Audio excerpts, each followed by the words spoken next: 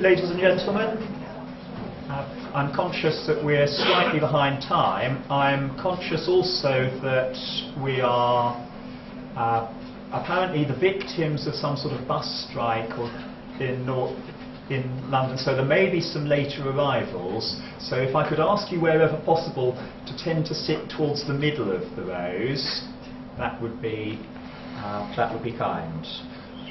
I'm Richard Green. I'm the Allen & Sabine Howard Professor of Sustainable Energy Business, and it's my pleasure to chair this evening's lecture. It's one of the Imperial Business Insights Series, which we are very happy that KPMG are the sponsor for. We're working together with them to hope to run these lectures. There's going to be a series of energy-related lectures this year. We have, on the 7th of February, we've got John MacArthur, who's the Vice President for Shell globally of carbon dioxide policy. And on the 23rd of May, we've got Gabrielle Duisberg, who's the Vice President for Utilities of JP Morgan Chase, who'll be talking about investment challenges, which I think are likely to be quite relevant to the things that Dieter is saying today. In terms of administration, we do have some. Apparently, there's going to be some live tweeting, but otherwise, I hope people won't be looking at their computer screens throughout the lecture, because I certainly find it very disturbing as a speaker. So that would be very courteous of you. Thank you. Mobile phones silent is the minimum that's acceptable in my view, and there is no scheduled fire drill this evening, so if the alarm goes, please exit through the doors at the back and follow signs, or follow those who know the area out to the muster, but I hope that will not happen. I think those are all the announcements I have been asked to make, so it's now my great pleasure to introduce this evening's speaker. When we were putting these lectures together, we knew that energy policy was an extremely topical subject. We didn't know quite how topical we were going to be having this lecture on the evening where the energy bill was formally introduced to Parliament, but we knew we were very fortunate in securing Dieter Helm as our speaker. Dieter is Professor of Energy Policy at the University of Oxford and a Fellow of New College. If you are not familiar with the way Brits name things, I should perhaps point out that something over 30 years ago I went to a church service at Winchester to celebrate New College. We were celebrating the fact it was 600 years old. But Dieter has been based at Oxford not for all of that time, but he has been extremely active outside. He has been chairman of the academic panel for the Department for Environment, Food and Rural Affairs, for example. He's been on the Department of Trade and Industry's Energy Advisory Panel and is currently advising the UK Secretary of State for Energy and Climate Change. He has also been on the Prime Minister's Council for Science and Technology. He's advised the European Commission, the Polish government, and many others. In recognition of that advice, he has been made a CBE, and so is an extremely eminent speaker to have addressing us today on the subject of the carbon crunch, European policy, and the British energy market reforms. Thank you, Dieter.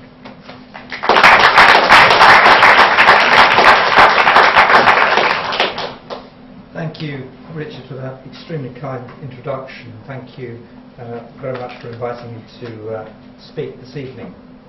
It is indeed a fortuitous day with the energy bill going into the Commons, with the Doha circus continuing around the Kyoto discussions, and perhaps much more significantly, the United States seriously considering a carbon tax as one of the policy options confronted with a fiscal cliff.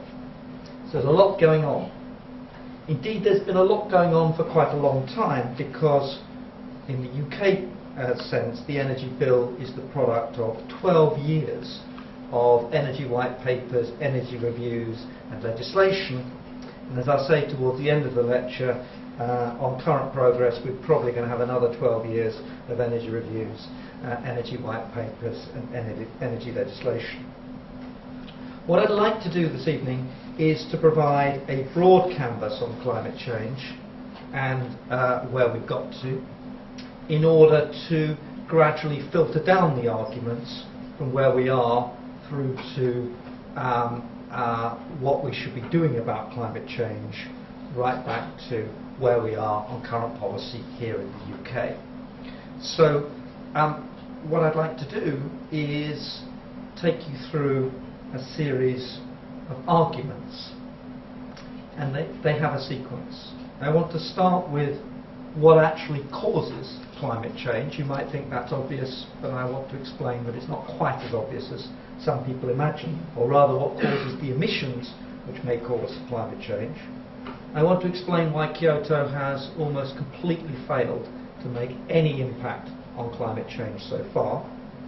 I want to explain why the EU's 2020 package hasn't, in fact, contributed much to the reduction of emissions. And I want to explain how the new energy abundance in fossil fuels plays into the climate change and energy policy context. Then I want to talk about some of the things that we could do if we were serious about tackling climate change. And I make that emphasis deliberately, if we actually want to address this question. And I'll talk through some of those things: carbon taxes with carbon border adjustments, getting out of coal into gas as fast as we can, and I'll bring that together with some arguments about new technologies, which will lead to some contextual remarks about EMR and the bill that we now have. So this is by far the most important, simple slide that I'm going to put up this evening. It shows you that since 1990, emissions have basically been going steadily upwards. There is hardly a serious blip in that line. We started off at about 350 parts per million. We're nearly at 400. We're going to go through 400. There's almost no doubt about that at all. And indeed, on current policies, it's quite likely we're going to be heading towards 500 and beyond. Nothing in 2 and a bit decades has done anything substantive to change that upward trend. In 1990, emissions were going up at about 1.5 parts per million. They're now going up at nearly 3. So if I really played around with the axes, you would see you would see that graph probably tilts up at the end. The only little flip in that is essentially world economic problems. And it's probably the case that a really good global recession across the globe, including China and India, might make some difference, but hardly a policy to advocate for addressing climate change. So the really interesting question is, why, given so much effort, so much goodwill, so much thought, so much political capital, and indeed quite a lot of cost, we've achieved almost precisely nothing after trying for 22 years to address climate change? And posing that question leads one to ask, well, why have carbon emissions kept going up? What's actually caused this to happen? And it should also give us pause for thought. Is it really true that the policy frameworks that we have in place are really the right framework to stop this continuation of emissions growth? So, if the argument is that we're on the right path, then one has to explain why it's had no real effect so far, and explain how it's going to overcome the underlying cause of these problems and reverse it. The first part of that story, it's not really a very good chart for this, but the first part of this story is coal. Coal bumped around over the period we're interested in at about 25% of world primary energy. But since 2000, it's marched up to 30. Okay, now you might think, oh, that's only 5%. Remember, this is a percent of a growing demand. Okay? And to put it bluntly, what lies behind a substantive amount of that emissions growth is a wall of coal-fired power stations. And when I say a wall, we're talking about 3 coal stations a week in India and China being added to the system. Okay?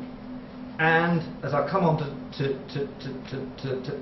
point out in a bit, we're looking at about 400 to 600 gigawatts of more coal in China and India alone before the end of this decade.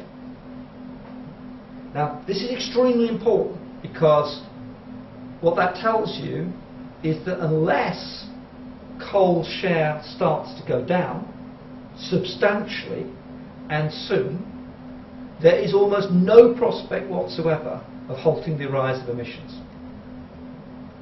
And therefore, anybody who's seriously concerned about the climate has to come up with a policy which is going to address the wall of coal that we've got and the wall of coal that's coming. And by the way, just to preempt a further point I want to make in a moment, you have to also bear in mind that Europe, unbelievably, is on a dash for coal at the moment, from gas to coal and from nuclear to coal, and new coal power stations have been built across the European continent. So it's not even just a developing country problem. And behind this, we also have to have one other thing in mind. If we want to decarbonise the world's economy by, say, 2050, to turn it from an overwhelmingly carbon-based economy into a low-carbon one, we've also got to accommodate about 2.5 billion more people as well. Most of those additional people will be in Africa, India and China, and they'll all want energy, and they'll all have needs for a minimum standard of living, and they'll all have to be provided with some solution other than fossil fuels through that process. And remember too, and I'll come on in a moment, in this period too, China's current growth rate means its economy will quadruple by 2050. Wall of consumption, significant increase in population, expanding coal burn. That is the reality of the challenge that climate change puts for us, and we have to think of policies that will address that. And to put this in context, every time you see a new windmill put up in the North Sea, ask yourself the following question: how does it stand against these really big trends that confront us? Come back to that in a moment. And I'm not against windmills in the North Sea necessarily. So, what do we do? We haven't been standing by idly. About 17,000 people are in the circus in Doha at the moment. Probably even more were in Durban, and even more perhaps in Copenhagen. We have had the Kyoto Protocol as the main way in which the global community, the nations, think that they should address climate change. Now actually, Kyoto is just a European treaty. Indeed, after Durban, with Canada and Japan opting out, it is very much a European treaty, or a European protocol or agreement. Okay? And it suits Europe wonderfully, because Kyoto sets caps on carbon production. Carbon production, that's the emissions coming out of the factories, the power stations and so on in each country. And it just so happens that in 1990 the Berlin Wall had collapsed and Europe was on a path of deindustrialisation and exiting from energy-intensive industries. Without much effort, Europe would have looked good under the Kyoto framework. But the trouble is that climate change isn't about carbon production, it's about carbon consumption. And so, if you stop producing steel in South Wales and you import the stuff from China instead, your carbon footprint is just the same. In fact, it's probably bigger. And so, for the UK, for example, some time ago I did this with colleagues, and there have been much better studies than mine since then, but they all come out with roughly the same kind of answer. You look at the UK, UK's emissions from 1990 to 2005 on a Kyoto basis fell 15%. Stunningly good. And our Prime Minister at the time was very proud of that achievement. The trouble is, if you add back the import component, the carbon we consume but don't produce, carbon emissions from 1990 to 2005 went up 19%. And that is the reality behind the fact that carbon production has been falling in Europe, but global emissions have been going up through the period. We've swapped, to a degree, carbon production for carbon consumption, pretended that our moral responsibility, our footprint, is about production when it's about consumption. And looking ahead, there's no reason to believe that trend will not continue, and for a particular and different reason which I'll come to in a moment. So essentially, if you take down the Berlin Wall, you close down lots of energy-intensive businesses across Europe, you deindustrialise, and you encourage that deindustrialisation by driving up the relative price of your energy by investing in some of the most expensive technologies you can think of, it's not necessarily going to solve the climate change problem. And looking ahead, it's ironic that it's the United States that's seen the faster fall in global emissions, in its carbon emissions since the mid-2000s, not Europe. And I'll come and explain that too in a moment. The framework is now back in a European box. It's basically just the Europeans left, and actually, in terms of where the emissions growth will come in the future, and given the economic conditions in Europe that are pervasive, it's highly unlikely that the Kyoto framework could make much difference for quite a long time to come. But it gets worse. At Copenhagen, the Europeans set out their stall to show global leadership. The Europeans were going to lead the world to a climate change agreement. We were going to offer 30% reductions by 2020 instead of 20%, and everybody else was going to follow. It's a sad reflection that when the Copenhagen Accord was agreed, primarily, at least initially, between the American president and the Chinese leader, when they fixed it in the bedroom, the Europeans weren't even present. And that was a massive setback. It's also a setback for Europe's foreign policy. But nevertheless, people kept the wheels on the Kyoto wagon and agreed that they'd make pledges to keep to the 2 degrees, although even the pledges that were made didn't add up to enough emissions reduction to hit the 2 degrees. And they rolled on to Durban. Now, it's very hard if you think climate change is a serious problem. It's very hard to come back from Durban, as our Energy Secretary did at the time, and a number of European Energy Secretaries did, appear in their relative House of Commons and declare the triumph that Durban was. Let me remind you what was agreed in Durban. It was agreed that the nations who were participating would try, by 2015, to work out what they would hope to do after 2020. I'm not making it up. Okay? This is a triumph. Okay? Now remember what happens between Durban and 2020. On current growth rates, China and India's economy will be double their current size. So the world's leaders thought it was a triumph to wait until China and India were twice their current size before doing something about climate change.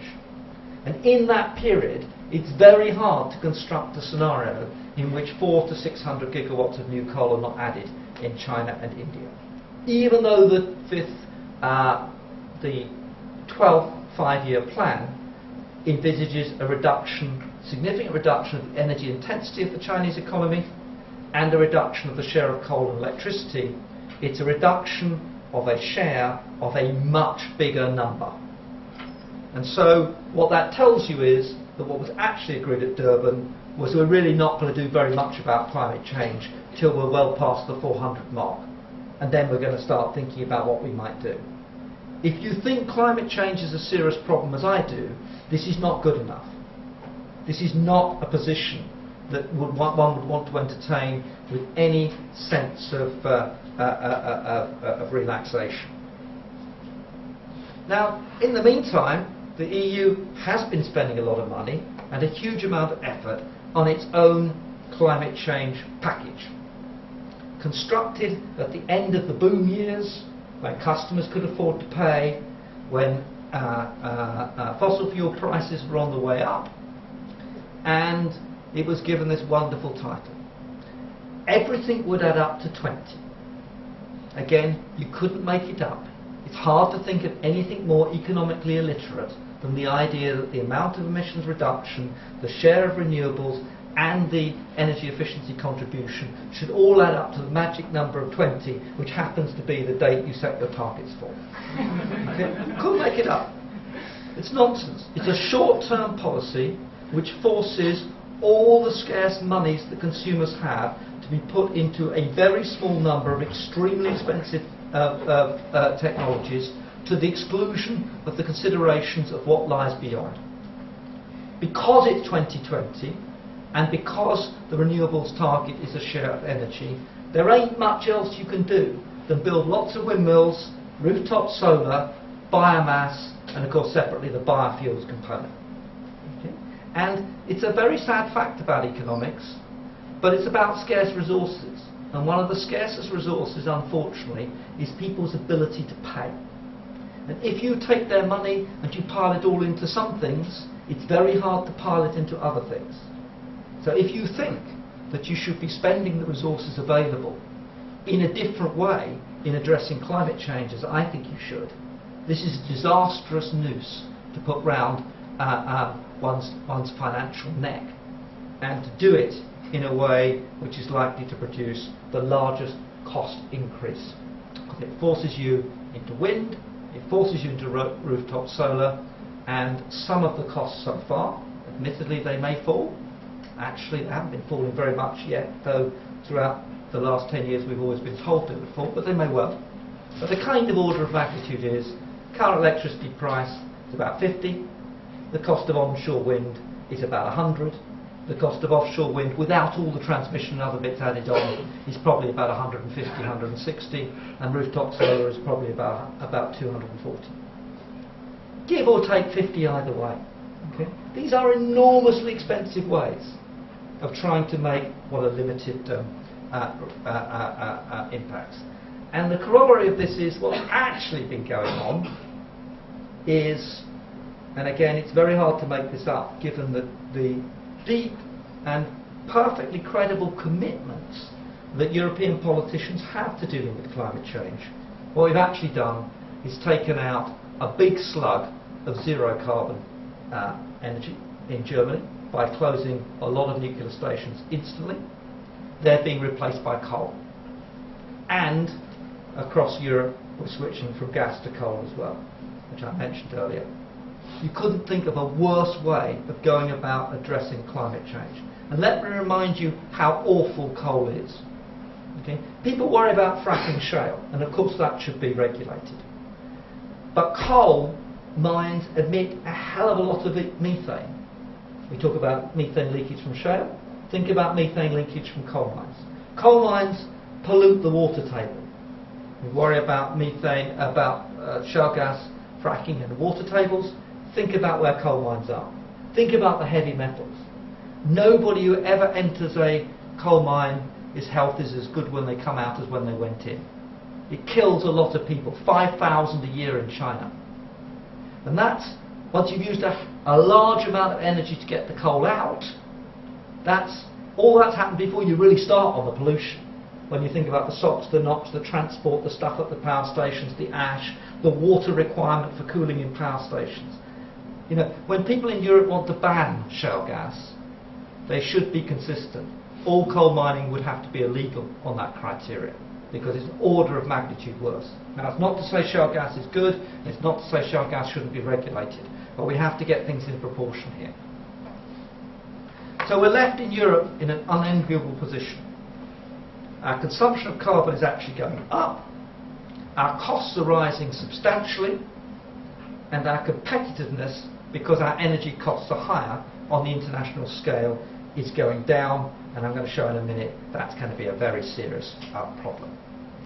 But there's another couple of things to add. The first is, it's not just that current renewables are expensive and absorbing all this household spending, okay, which could have been spent on other things. It's also they can't solve climate change. David Mackay's brilliant book on sustainable energy does some of the simple maths. He suggests, for example, that to replace the energy used, half the energy used in Britain's cars would require wind farms 4 kilometres deep around the entire coast of Britain, plus a substantive part of Wales. And that's an intermediate technology. That's not to say you shouldn't do some wind, but wind is a low density energy source and it's intermittent. Okay? We might solve that later with batteries sometime in the future, or storage. But you need an enormous quantity of land and shallow water to do it with wind and biocrops. Okay? And I won't, go very far on the biocrops biomass, but apparently within our renewables category is the possibility that you can take down trees.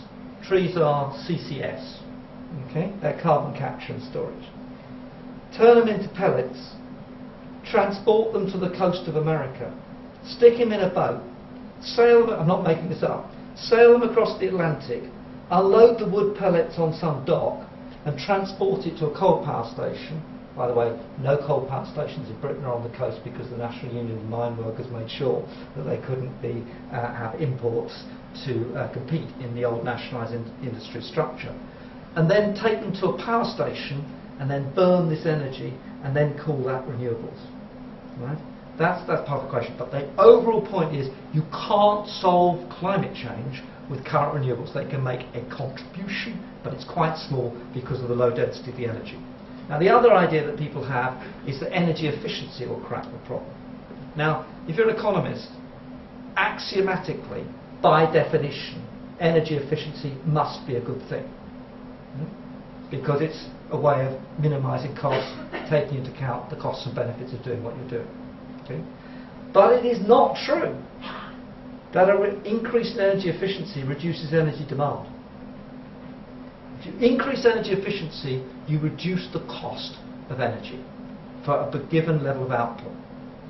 The substitution effect is always negative if you're an economist. Okay? And so it has been for 200 years. Energy efficiency has gone up enormously. So has the demand for energy. That's true, you might use a little less energy to heat your house, but you've got to think what you're going to do with what's released from that. And do think too, I'm old enough to started work in offices which had no air conditioning. Now they all do. Wait till the houses add that too. People might be able to afford it if they're much more energy efficient in what they do. Good idea to do energy efficiency, but complete nonsense to argue that energy efficiency will lead, as our Secretary of State argues, to a £94 fall in bills because we'll be using so many fewer units of energy that we'll be able to absorb the costs of the other renewables. Not true. Now, the final bit of the equation, before I just move to what we might do, is the new energy world we find ourselves in. It's not if shale gas happens, it's happened. And it's absolutely transformed the possibilities on the fossil fuel front. America, North America, is virtually energy independent already, with Mexico and Canada. Canada will be exporting on its west coast out to Japan and China. This is a staggering change in a very short period of time. The US has the fastest growing oil production in the world and probably will be the largest oil producer fairly soon. It has this enormous surge of gas production from shale gas. The consequence is that the price of gas in the United States is about 2 or 3. The price of gas in Europe is about 10 to 14. The result, the energy price advantage that the Americans now have vis-à-vis China, let alone Europe, is sufficiently great to outweigh the labour cost advantages that China has, such that we're seeing a major repatriation of energy-intensive industries to the United States, primarily the petrochemical industry in the first instance. This has major geopolitical impacts, could be the subject of a lecture all in its own right. But of course it has an enormous problem for Europe. Now if you're BASF or you're a large petrochemical company in Europe, you're no longer choosing, shall I produce in Europe or China, with all the additional costs and uncertainties of moving to a completely different environment. You can just go across the channel, across the Atlantic, and do it in America. That would mean that the leakage of carbon from the relative difference of prices might turn out to be really be more considerable going forward than it has been in the past. We have to have that in mind. Remember, of course, the shale gas is substituted for coal in the United States, and that's why the emissions in the United States are falling much quicker than they are in Europe. So the US has got rising oil production, rising gas production, falling carbon emissions, and an enormous competitive boost. It's an extraordinarily important geopolitical and economic factor, and part of that explains why the US is actually recovering quite quickly in the current circumstances. So that is part of our energy scene, not one in which we were going to run out of fossil fuels. The oil and gas price were going to go up sharply, and so, as our politicians once told us, by investing in wind farms and solar panels, we, Britain, were going to be in a competitive advantage where industries would be flooding to us from those unfortunate countries like the United States, which happen to have lots of fossil fuel industries, which are now facing a very expensive fossil fuel price. In other words, the renewables were going to become economic. Why? Because the oil and gas price was going to go up like this. And Chris Hume told us that was going to double. Actually, the really bad news from a climate change point of view is there's an enormous abundance of fossil fuels out there, enough to fry the planet several times over, and the oil and gas price is very unlikely to rescue the economics of renewables anytime soon. In other words, the subsidies aren't temporary, they're permanent. That really does, again, change the arithmetic of climate change policy. Now, a lot of that's negative, but that's where we are. That's the reality. That's why that first graph I put up of the rising emissions is a fact of life. That's where we are. And that's why the policies we've been pursuing have not been solving this problem, nor are likely to solve this problem anytime soon. So the question I ask myself, and I address in the third part of my book, is, okay, so if you wanted to tackle climate change, and I think it's an open question about whether people, and particularly politicians, are prepared to adopt policies which really would address climate change, what would you do? And let me just sketch the three things very briefly. The first thing is people have to pay for their pollution. There has to be a carbon tax. Not the EU ETS, which gives us a price all over the place, down at 5 now, short-term, volatile and low. A proper carbon price rising through time. But, point I made at the beginning, it's carbon consumption, not carbon production that matters. Therefore, it's pointless to have a domestic carbon price without levelling the playing field with the imports of the carbon-intensive goods. That requires a border adjustment. The good news is that most carbon trade is actually in a very small number of industries. Cement, steel, chemicals, fertiliser. So I can start with a small number of industries and avoid being precisely wrong and be roughly a bit righter, and then build up such a process. And Cameron Hepburn and I have a paper which has a nice, well, I think it's a nice political economy model, which shows that if countries adopt border carbon pricing, it creates an enormous incentive for the exporting countries to adopt their own carbon price, so they keep the money themselves rather than paying it to the recipient government. And the great thing about a border tax adjustment with carbon consumption is not only that you'd have to pay the real cost of your carbon emissions. By the way, politicians may not like the consequence of this because Europe's contribution is not 11% to global warming, it's represented by its 25% share of GDP. So this would be quite painful, but it allows you to do it yourself, because you can pursue a carbon pricing policy, do some of your decarbonisation without suffering the leakage and competitive loss, because you've levelised the price of carbon between that stuff produced abroad and that stuff produced at home. The second bit is, as I stressed at the beginning, unless we get off the coal juggernaut on the escalator of coal, probably a better analogy, we're not going to solve this problem. So we need a quick fix. We need to be able to do something fast. And the answer in the next 10 years is that we have to get from coal to gas as fast as we can and mimic what's happened in the United States. Now, at this point, lots of environmentalists throw their hands up in horror, and you get the standard stuff. I get accused of being a spokesman for the gas industry or all sorts of mumbo-jumbo. What they would like to do is go straight from coal to renewables. That's the standard green argument. And I've got a lot of sympathy with it. Except it's never going to happen. The reality is, if we don't go from coal to gas, we'll go from coal to more coal, because that's the reality of what we face.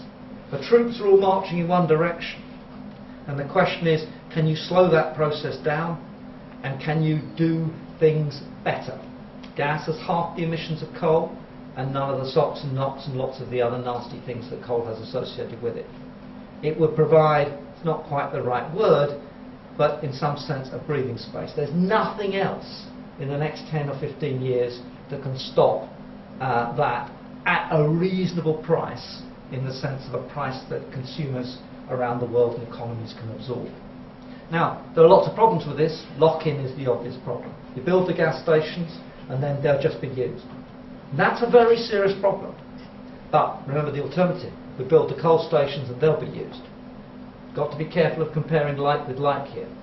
And what's more, there's nothing in the wit of man which says that you can't close gas stations 225, 230, just in the way the Germans have closed their nuclear power stations, and just as well the Large Combustion Plant Directive hopefully will close some coal stations, though I suspect we'll be in a sufficient mess by 215, 216 that there'll be derogations to keep the existing coal stations going. So if you don't like the gas, you don't want the gas, then you have to explain how we're actually going to stop the dash for coal in Europe and elsewhere. But the final bit, if you buy my argument that current renewables can't do it, you have no option but to conclude that if you want to solve the problem, we have to have future renewables. And the good news is that places like Imperial, MIT, labs all over the place, there's an absolute cornucopia of new technical advantages in the advances in the electricity sector, and loads of promising technology. I'm not in favour of picking winners, but just think what next generation solar might do. You think about the sources of zero carbon or low carbon energy. It's geothermal, it's gravity, tides and hydro, it's solar, and it's nuclear. That's it. Okay? There's nothing else. Okay? Geothermal has enormous possibilities. Nuclear may or may not deliver. In the next 15, 20 years, nuclear is going to go down, not up. About 100 of the 440 or so nuclear power stations around the world will be closed because they're very old, and it'll take a long time to build another 100 to replace them. Interestingly, the closure of the nuclear industry in Germany is roughly the same path as the closure of the nuclear industry in Britain. We've already closed about the same number of stations as they closed in one go, and we're closing nearly all of our nuclear stations by the mid-years of the next decade, and that's when they're going to close theirs. We'll just have sizable big left, and then there's a question about whether we build new ones or not. Around the world, Japan, etc., you could soon get to 100 reactors coming off the system, but in the future. So there are lots of technologies. There's no reason why this problem can't be cracked, and it's not a techno fix. It's that there's no other option but to find new technologies, because existing technologies can't do it. Now, alongside those new technologies, there's a host of other things which will transform our energy sectors and our energy industries. Storage and batteries would solve one of the 20th century's electricity industry problems. The reason the industry is structured in the way it is because you can't store the stuff. Store the stuff, it's quite revolutionary. Also, it might make some of the current decentralised renewables much more economic than they currently are, if we could push on the batteries. Electric cars, that's a massive storage system for the electricity industry. People think of electric cars and their economics as if it's about transport. You know, cars store our petrol. Imagine what cars could store in electricity terms and what that would do to our electricity industry. And then smart grids, smart meters, and active demand side, and all the things that come with that. This is a huge area. The point I want to make here is it isn't going to happen on its own. R&D costs.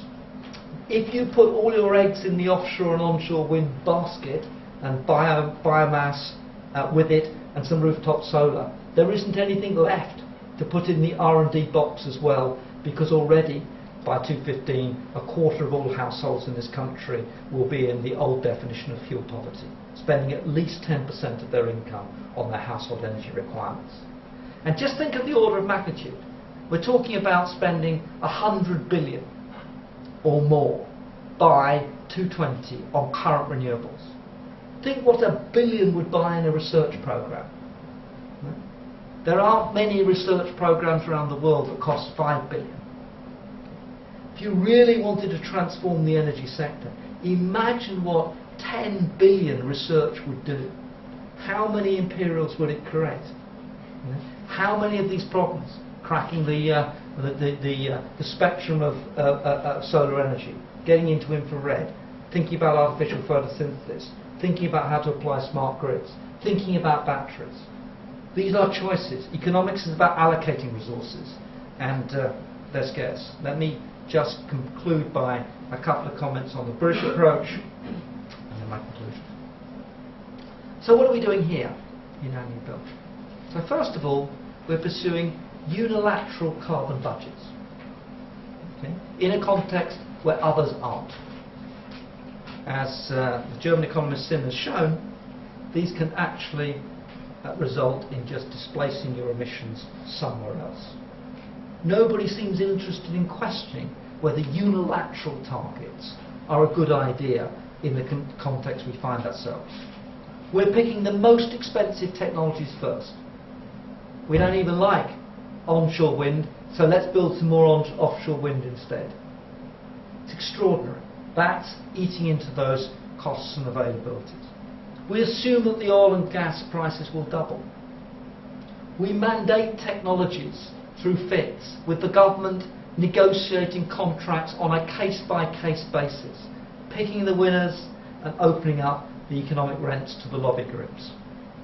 We just assume the Green Deal will result in a fall in energy demand, so great that we're going to absorb all the renewables costs and produce a reduction of bills of precisely £94. And we put these things in the supply side of the market, which is supposed to be competitive, as opposed to the distribution side, where there's a monopoly and therefore you can have a regulatory asset base and therefore can have a low cost of capital. And we put the smart meters in supply. You don't hear much about smart meters anymore because the emphasis is no longer on driving through that part of the technological trend. Why? Because it's very expensive, and as a side, the programme is badly managed. And then on top of all that lot, we put capacity auctions as well, because we're worried the gas stations won't run, and we promise that all this intervention by picking winners will somehow migrate into an auction and a competitive market somewhere down the road. The Secretary of State tells us he's going to introduce, by doing case-by-case negotiations on each contract, he's going to introduce a blizzard of competition. Chance will be a fine thing. And we're going to spend nearly all of that consumer money we have available on current renewables. But customers have to be able to pay. Law 1 of energy policy, and Law 2 is that if they can pay, they have to be willing to vote for the politicians who will force them to pay. Neither of those things anymore can be taken for granted. Fuel poverty is going up in this process, and political resistance will rise. And the really scary thing is that people will lose interest in addressing climate change, because what they were promised is not being delivered, and they're paying the price as well as it goes forward. So what to do?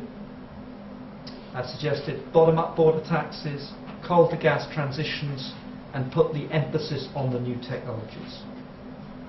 We want to intervene in the market to ensure we have sufficient capacity that's low carbon. Let's auction these contracts rather than just fix them by government. Let the market expose whether demand side reductions are cheaper than offshore wind, for example, whether nuclear can really wash its hands against wind, onshore or demand reductions.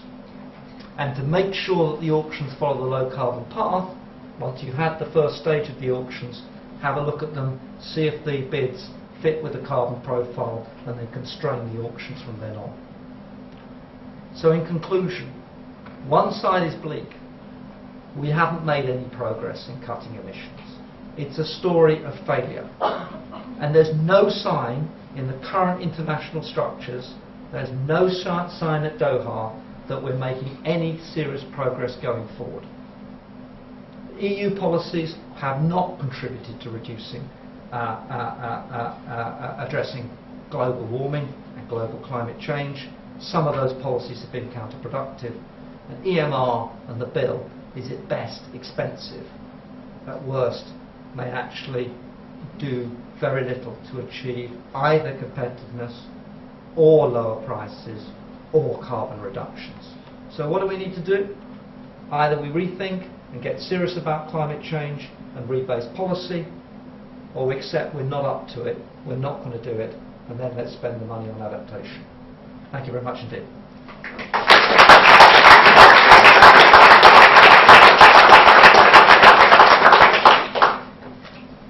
Thank you very much, Dieter.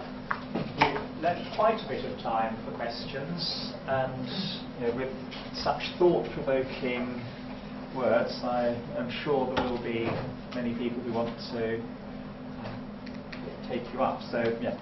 Great. Yeah. Thank you. My question is, first of all, you said that you think that oil and gas prices will double. No, I don't think it. I think the government thinks it. I think quite the contrary. So you don't believe that? No, I don't believe it for a moment. Okay. Right. I guess you do not believe it due to the abundance of the shale gas and unconventional gas around the world. There's no shortage of fossil fuels. The Earth's crust is riddled with shale rocks. The Arctic is going to become available. There are gas discoveries and oil discoveries all over the place. Southern North Sea, in the Norwegian sector, off Israel, off eastern Africa. There's the whole disputes over the South China Seas. But compared with shale gas and shale oil, the quantities available, this is the tragedy from a climate change point of view. It's a matter of energy abundance. I've always thought the peak oil theory is nonsense, right? But we're a long way from that. Now, that's not what our politicians thought. Our politicians thought, and they stated, that they thought the oil price was going on up. Mr. Davies says he's going to get us out of fossil fuels to protect us from high fossil fuel prices and to protect us from gas price volatility. And that's what makes the renewables economic. Because if the oil price is up here, then even an offshore wind farm starts to look attractive. Okay? But it's nonsense. There's no good reason for believing any of that stuff. Right? And that then confronts you with the idea that it's not going to be the environmentalist easy world in which they think that whether you want to do renewables or not, we're going to run out of fossil fuels, so we're going to go to a low carbon economy. It's just a matter of time. Well, I'm saying, no way. We've got a huge amount of fossil fuels left. We're going to burn them unless we do something to stop that process. That's the difference. The gentleman in the light brown gown. Very simply, we all do this. That's the message I'm getting tonight. But on a more serious note, I don't know whether anybody saw the recent BBC series a few months back. It's called China on Four Wheels. A man from the BBC presenter to drove around China and just explore what's happening in China now. I always remember this one episode. The presenter, Justin Roiland, he went to an electric car showroom in Shanghai. He went for a test drive. It looked pretty good, actually, much nicer than the Jeep was for that. And he said, wow, it's actually quite fast and powerful. But the man, the entrepreneur behind this, he says, well, we're not really selling. We don't want this. We want conventional fuel methods. So talk about consumer choices and behaviors, which is crucial in how this is all going. My question is really, is the new Chinese leader, Xi Jinping, going to be the man who saves us from all this? Because they don't have to worry about electric cycles, not for 4 years, 5 years. I mean, take your first point, because you said you would then want to make a more serious point. Okay, your first point was we're all doomed. Okay? I think you need to unpack that. We are committed to a significant amount of global warming if the consensus of science is correct. Might not be, of course, but I'm not a scientist. I take it as a given. Okay, so if you mean doomed, the world's going to be warmer. Up to 2 degrees, it's probably going to be a better place to live. Most of the world's wealth is in the temperate zone. The Romans had 2 degrees warmer. That's why they had the agriculture to get as far as growing grapes in York. The Vikings got to America and grew grain in Greenland. We've had much warmer periods. And since most of the wealth is, as I say, in the temperate zones, warmer winters, longer growing seasons, actually is probably up to 2 degrees going to make things somewhat better. But then they get worse. After 2 degrees, it's serious. That's why it's so hard to convince people to deal with these problems. And there's no sudden crisis in global warming. But if I just think it's not whether you're doomed or not. It's just a fact. We're going past 400 parts per million, and actually, it's very hard to construct a scenario in which we're not going to get to 450 and beyond. Okay? And that's why you have to be coldly realistic about where you are, and then you work out what you're going to do. Now, what's China going to do? Well, if you double the Chinese economy, let's say you double income per head. The population's going up, but it's an ageing population, etc. And what are people going to do? They're going to want cars. Okay? They're going to want all sorts of goods and services. And even in the 12th five-year plan, a huge amount of those resources are going to come from fossil fuels. Even if you electrify cars, if you're burning coal to make the electricity, it's worse than using oil in the tank. It depends what you're going to do. So that wall is there. It's a consumption-based growth, okay? And it has a lot of carbon emissions behind it. Now, will China do something about that? Well, there are some good reasons for thinking that China might. Not to do with climate change. It's my point about America is now in a very competitive position vis-à-vis China. Remember, although China is switching more towards internal consumption, it's still an export-orientated, energy-intensive economic story. And unless they improve the energy efficiency substantially, get their unit costs down, the challenge for America now is very large. Okay? So some of that will happen. Is it enough? No. And that's why the new Chinese leadership have said very clearly at Doha that when their income level has doubled per head, then they'll think about addressing reducing carbon emissions. And that's the reality. But China sits on an enormous pile of shale gas. Okay? What better thing to do than help them develop that shale gas to do some substitution against the coal? That holds out quite a lot of prospects. Sorry, actually just to pick up the Chinese shale gas. Yes. What's interesting about where Chinese shale gas is geographically it's actually quite a lot more difficult to extract than it is in the United States. Yes, that's true. Yeah. You mentioned something about renewables and this idea that we're going to try and get more and more sort of intermittent renewables into a grid. Yeah. A lot of proponents of that idea then say the next step to addressing the intermittency argument is sort of very large networks. Yes. Say European scale networks. I would ask a question about sort of energy security and sort of the sovereignty issues that play into that in the comments there. Yeah, you're absolutely right on the shale gas issue. The United States is very favourably placed. It's in the right places, and Americans own everything underneath their piece of property. Okay, so a real big incentive to get the stuff out, just as how the early oil industry developed. The Argentinian deposits are not bad. They're not quite in the right place. The Chinese deposits, I understand, are inland, more difficult. Poland's quite different. There are different characteristics of this problem. If you've got decentralised energy and it's intermittent, then it's a network problem. Okay, and you see this after the Energiewende in Germany. You see this spilling of wind into the northern European systems, causing havoc. The Czechs, Poles, and others trying to insulate their grids against the shocks that this system creates. Okay, so how do you cope with that? Well, one answer is you really think about storage very seriously. And as I said, I put an enormous amount of the resources that are currently going into some of these technologies into that particular area. And over time, that might improve things. Large-scale storage, small-scale.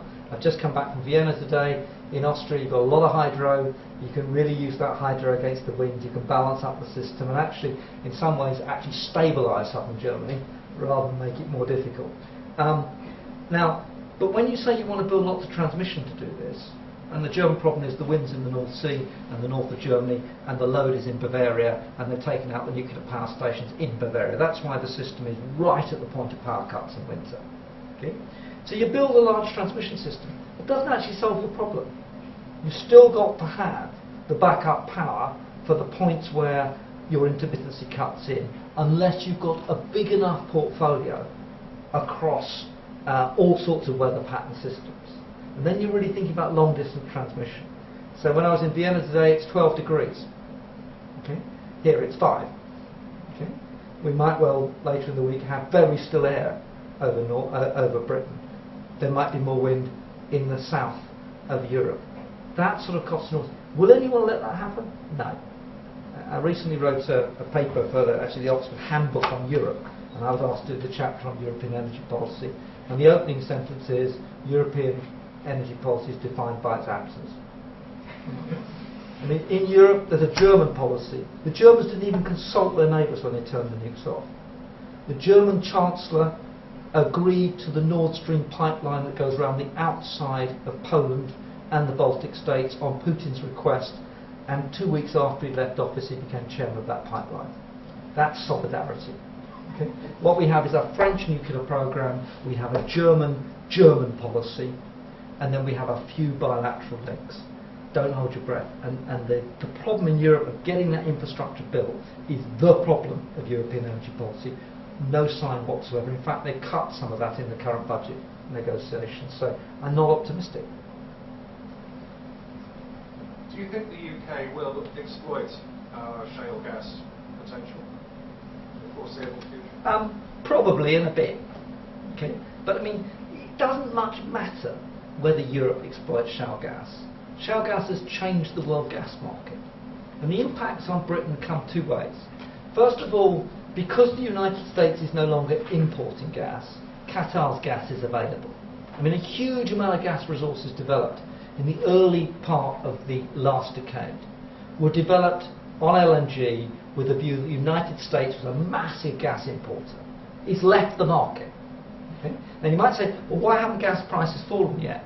The answer is that the gas market absorbed the entire shock of closing 50 nuclear reactors in Japan and backing up that system without cracking. Price is a bit tense, problems. We've got problems with Russia and elsewhere as people in Europe build LNG. So that's the first thing. The second big effect is the competitiveness effect. So America becomes much more competitive, Europe becomes less competitive. And in that process, we will probably hemorrhage some more energy-intensive industries. Very interesting effect of this, combination of driving up the price of energy because of renewables, and therefore reducing people's disposable income, more fuel poverty, and deindustrialising by losing your competitiveness means that carbon emissions will probably go on falling in Europe. That's the irony. If you've got to get emissions down from a production basis, squeeze the consumers with higher prices and squeeze the intensive energy industries out. So it's the competitiveness, the product market effect, plus the substitution effect. And that's where shale gas have its effect. Will we develop some? I mean, it sounds like the Chancellor's very keen on the stuff. It sounds like there's quite a lot in the northwest, and our rock deposits look to be pretty attractive. But you know, the property rights are pretty difficult, and it'll take a long time, and it won't make much difference in Europe till after 2020. If the bill goes through Parliament tonight, what difference will that make for the UK? Do you see this bill as having any impact on it? Well, you know, on climate change, virtually nothing. Probably make it slightly worse. Okay. On prices for customers, picking winners is a terrible thing to do. You know, the idea that the government knows which technologies to pick, and much worse, the lobbyists know how to get their claws on all those economic rents that come by pressurising government. It's no accident that Britain is riddled with lobbyists now in the energy sector in a way I've never experienced in my lifetime. Large sums of money behind each technology lobbying for their position. So we'll end up with an inefficient outcome. And I've written a piece for the Financial Times tomorrow in which I make the point that you know, if the Secretary of State is correct, if he knows that oil and gas prices are going ever up, and he knows which technologies we ought to have, then in 220 we'll thank him. But he ought to just think for a moment, what happens if he's wrong? What happens if the oil and gas prices don't do what he says? What happens if he picks the wrong technologies? The trouble is with energy investments is they hang around for a very long time. So I think not good. I think we should contract. I think we should have long-term contracts. I think we should have a capacity market. But that's it. We should have a market. We should auction these contracts, expose them to competition, make the people who believe in energy demand reductions put their money where their mouth is, make the nuclear power stations bid their actual cost, make the renewables offshore bid their cost. Then the lobbyists all go away. You can't lobby for a bid. A bid is a price. And so I don't think the current market is a good one. I do think the contracting framework is the way we should go, but not like this. Gentlemen there, you've been trying to catch my eye for a while. I'm conscious we're running It's short. about the U.S. policy. I guess in the 1990s, there is no obvious knowledge about the shale gas. Yeah. But nowadays, Yeah. the U.S. has got the very advantage of competitiveness. Yeah. So how the U.S. policy changed from 1990s to the Yeah. because of this, Yeah. because they know they have the advantage. Yeah. That's all the time they don't. Yeah. You strike me as a very polite person. The idea that the Americans have a policy is really quite a remarkable idea in itself. Okay? I mean, the US, without much by way of energy policy and without very much by way of climate change, is actually doing quite well. Not through any design of policy. Nixon stood up in 1970 and said he wanted energy independence. They never achieved any of that. Okay? But now think where the United States is. First of all, it's getting out of coal fast. That's a real big plus. Secondly, it has now publicly said that it's looking for the possibility of alternative ways of doing international negotiations other than the Kyoto framework. That's sensible. And thirdly, it's actively discussing a carbon tax. Now, there was somebody who said, and I can't remember who, and I can't get the quote quite right, but Americans usually end up doing the right thing for the wrong reasons, eventually. You know, I think probably about the Second World War or something like that. Okay, but actually, if you strip back from all the kind of European view that Americans are the kind of climate change devils, you think what's happening, and then you think about the emphasis on technology in America, the depth of that almost culture of entrepreneurship and technology. Actually, if you think, where will technologies which might well crack this problem come from? You know, like Google, like Microsoft, it's no accident that that culture produced those kinds of answers. So they're doing the R&D. They probably will end up with a carbon tax. They are getting out of coal into gas, and maybe they're right to say that we should call time on this circus of 17,000 people, or however many there are in Doha. I think you've given me two cues in that answer. I'm conscious that we are far from exhausting all the questions, and my version of that garbled quote is that America does the right thing after it exhausts all That's the right. return That's right. That's right. That's right. Yeah. So we haven't exhausted all the questions, but I am conscious that we are after the advertised end of this session, and we are at the end of a long day. However, I'm sure Can I take Dieter a will couple be hanging around, and there are...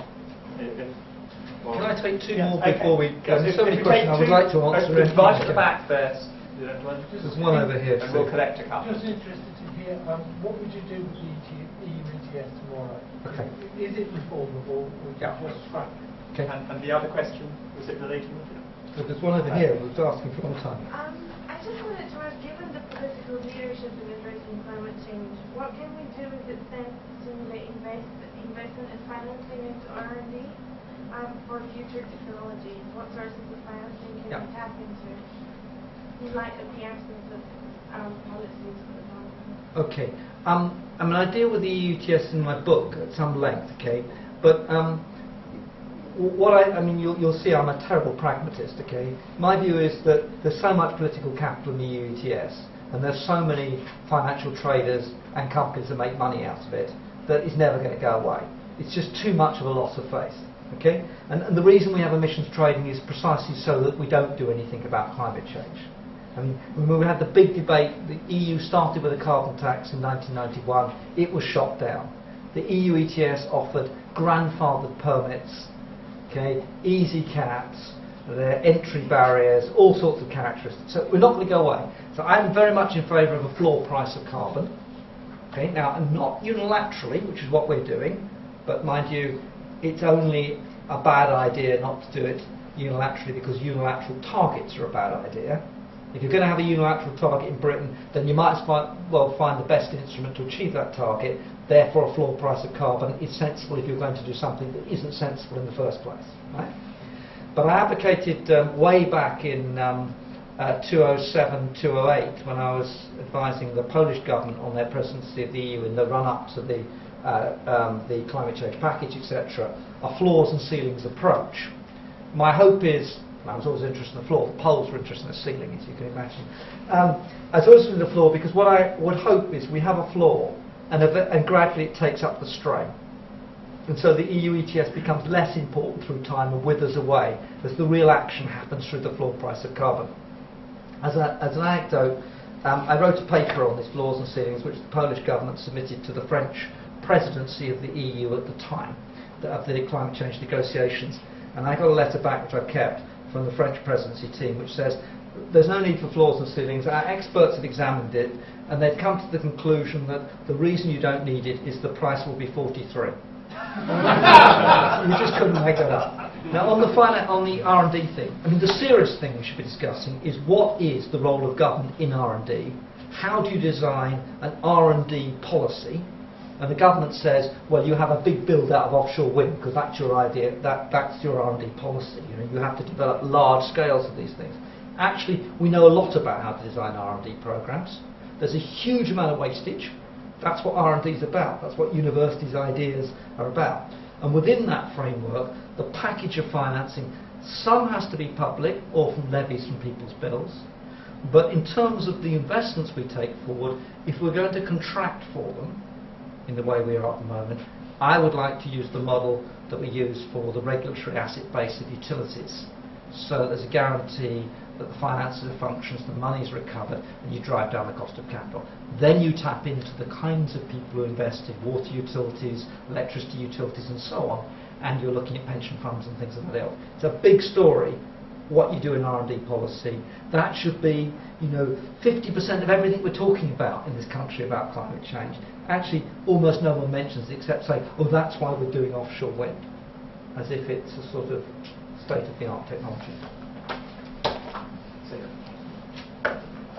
I'm conscious there were some more questions. I hope you'll get the chance to discuss them with Dieter over a glass of wine or alternative refreshments, which will be just outside. But could I now just ask you please to join me in thanking us for an extremely thought-provoking, excellent